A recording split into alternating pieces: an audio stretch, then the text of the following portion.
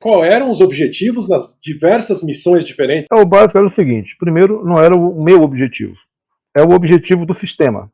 O objetivo do sistema era um controle das atividades UFOs no planeta. Esse controle se dava através de monitoramento constante por satélites estacionários e por nós, que nós éramos chipados e constantemente tínhamos um aparelho ligado a esse satélite.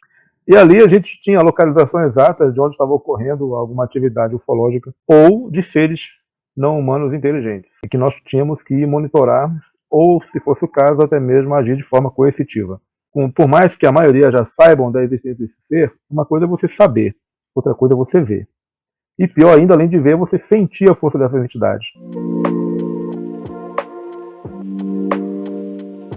Na década de 90, eu fui convidado, praticamente, depois de escolhido, de um processo seletivo, logo assim que eu dei baixa no 32º Grupo de Artilharia de Campanha, que é um quartel aqui de Brasília, um dos maiores. Quando eu saí de baixa, eu fui convidado a participar da continuidade da vida militar. Até então eu achei que era dentro do Exército Brasileiro. Com o passar do tempo, eu percebi que não era, não tinha nada a ver diretamente, mas nós nos integrávamos em determinados momentos. Não exatamente a força como um todo, ou seja, não toda a tropa do Exército Brasileiro. As nossas visitas no Brasil, em termos operacionais, se dava apenas com encontros, em encontros com alguns oficiais para algumas missões. Nós não envolvíamos as tropas convencionais e até mesmo as forças especiais brasileiras. Havia sempre restrições, tanto da nossa parte em relação a contatos com o restante do grupo, no caso das Forças Armadas Brasileiras, quanto também deles conosco. Operávamos geralmente na Amazônia, desculpa, eu estou com uma tossezinha chata de alguns dias, aqui no Brasil, mas operávamos também em todos os países do mundo, quando necessário fosse. Para resumir então, Ted, você, quando saiu, você serviu o Exército Brasileiro por um ano, né? Você saiu do Exército, foi recrutado por uma força, digamos assim, uma tropa de elite global, né? Então, para servir um exército da Terra, né? Não é ligado a nenhum país. E aí vem a história de que você viajou o mundo em diversas expedições, e dentre nessas expedições, também nos anos 90, interferindo em algumas guerras da época, como Guerra do Iraque, Guerra da Bósnia, né? São famosas, estão aí na mídia, foram noticiadas, o pessoal que estuda um pouco história recente sabe. Mas teve alguns encontros, digamos assim, utilizando a sua linguagem, com entidades não humanas, né? Sim. Ao todo, durante o meu turno, que correspondeu aí de 1990 a 2002, tivemos, eu, particularmente, tive encontro com aproximadamente nove raças diferentes. 9, tá interessante. Das 9, 5 não são totalmente hostis a humanos, e 4 são hostis.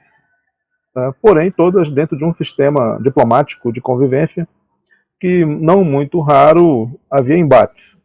Eu estou falando aqui no caso dos reptilianos, draconianos e algumas outras entidades. Esse é o que você viu, que você teve contato, certo? Isso. Quando eu falo eu estou falando em termos de grupo, né? Tá, o grupo, a tropa. Isso. Né? Tá. Alguém aqui já tinha perguntado se todas são hostis, você já respondeu. Então, não são todas hostis. Digamos que é meio a meio, vai 5-4 é meio a meio, né, Ted?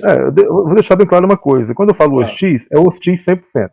Na verdade, assim, todas são hostis. Umas mais, outras menos. Quando eu classifico 4, é porque elas são 100% hostis. Tá, né? Não tem muito conversa. Racionais. Não, são muito racionais. É sim, sim, não, não. Não que isso não seja uma regra entre nós também. E devemos agir dessa forma. É muito benéfico.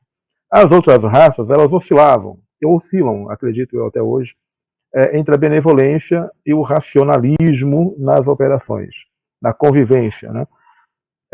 Entendemos com o tempo que isso é uma virtude, até devido à nossa capacidade de nos modificar constantemente para o bem ou para o mal. Então elas operam conosco de acordo com o nosso estado de espírito, no sentido global, não pessoal. Tá. Atualmente você tem contato com extraterrestre? Não. Não. Foi só nessa época enquanto você servia? Exato. Tá, ok. Quando você foi chamado, então, para se juntar a esse comando mundial, você já sabia o que iria fazer ou não sabia? Não. Não tinha ideia, né? Não tinha nenhuma. Qual era o objetivo da sua missão? Na verdade, qual eram os objetivos nas diversas missões diferentes, né, Ted? Que tem diversos objetivos para diversas missões, mas você pode falar um pouco do que era o básico, o dia a dia? O básico era o seguinte: primeiro, não era o meu objetivo, é o objetivo do sistema. O objetivo do sistema, até onde pude compreender com o passar do tempo, era um controle das atividades UFOs no planeta. Esse controle se dava através de monitoramento constante por satélites estacionários e por nós, que nós éramos chipados e constantemente tínhamos um aparelho ligado a esse satélite, né? Era um bracelete OLED, ficava no pulso similar a um telefone celular. O que, na verdade, o celular de hoje, que vocês usam, a gente já usava naquela década de 90, com touchscreen e tudo mais, tela flexível, não quebrava. Esse modelo ainda não chegou no mercado. Eu acredito que não deva chegar tão cedo. Mas nós já usávamos esse sistema de comunicação que vocês hoje estão usando. E era através dele que o satélite nos comunicava conosco, e o comando também. Aliás, primeiro o satélite passava para o comando, e o comando passava para a gente. Mas era um link muito rápido, não chegava nem 5 minutos de diferença. Porque as imagens ou as informações tinham que ser filtradas primeiro antes de chegar na gente. Sim. E ali a gente tinha a localização exata de onde estava ocorrendo alguma atividade ufológica ou de seres não humanos inteligentes, né, que nós tínhamos que monitorar ou, se fosse o caso, até mesmo agir de forma coercitiva. Esse equilíbrio entre nós humanos e essas entidades não humanas era necessário para que pudéssemos aí ter um controle das atividades segundo o Tratado de Greada, que foi firmado pelo ex-presidente americano Dwight Eisenhower na década de 50. Só que esse tratado vem se modificando a cada 10 anos. Ele passa por uma reforma, né? Porque a tecnologia avança muito rapidamente. E nada nos é criado pelo homem por si só. É uma parceria entre homens e aliens para que nós tenhamos as tecnologias que temos hoje. E essa era uma das nossas missões. Eu digo uma das porque, além desse monitoramento, seja ele um monitoramento apenas por ostensividade, ou seja, ele nos vê presente, ou, às vezes, em termos de coercitividade, onde nós entrávamos para oprimi-los de alguma forma, era necessário para que tivéssemos hoje um sistema militar mais avançado, com homens mais preparados, e também para que tenhamos aí, eu acredito que nós temos ainda, uma melhor convivência com esses seres, mesmo que no plano oculto. Ou seja, o oculto que eu digo é o seguinte: nós tínhamos a missão também de ocultá-los. Porque imagine você, as pessoas... Eu vou dar um exemplo rápido aqui, sem fugir do assunto. O eclipse que aconteceu esses dias atrás. Se você for ver as praias do Chile, onde ficou bem visível o eclipse, aquela multidão gritando, até mesmo às vezes de forma frenética, por causa de um eclipse que não muda em nada a nossa vida. Imagine você tendo que ver uma entidade dessa flutuando e comandando e nos exterminando ou nos enquadrando de alguma forma.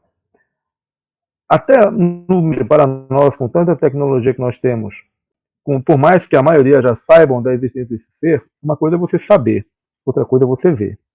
E pior ainda, além de ver, você sentir a força dessas entidades. Então vai haver, com certeza, uma consternação geral, que vai causar muito suicídio, até porque a religião erradamente nos prega isso, indiretamente, através de seus dogmas, né? E uma desordem geral. O fato essa é uma das missões desses grupos, de evitar com que essa desordem geral não venha a ocorrer de uma forma muito rápida, que tenha a ser gradativo, para que haja uma conscientização aos poucos, gradativa, né, para que tenhamos uma boa convivência com essas entidades no futuro próximo. Quantos humanos fazem parte dessa força militar que você participou? Durante meu turno, era 15 mil, para atender todo o planeta. Na verdade, um número pequeno, pela quantidade de missões que nós tínhamos, não só no sentido da exopolítica ou da política da exomilitar, mas também porque, como isso era uma coisa semanal que acontecia, nós tínhamos que estar envolvidos nos conflitos regionais ou locais de algum país ou outro, ou mesmo até criar alguma situação para que pudéssemos ocultar uma missão ou outra. Tá, legal. De como você acabou conseguindo ficar com aquela foto do Gray, que inclusive está no livro, aquela que ele está agachadinho e tudo mais. Tá. Primeiro porque a gente não fica com foto nenhuma. Essas missões, assim, até mesmo nas missões em combate, que não tinha nada a ver com questões de exopolítica, missões comuns, como no Iraque e outros lugares mais, que para nós era uma coisa meio que trivial, ainda assim nós éramos proibidos de ficar com algum tipo de fotografia ou filmagem.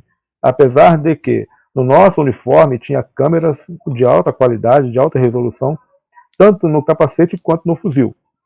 Né? Esse material era nos entregue antes da missão. E quando nós retornávamos, era retirado da gente.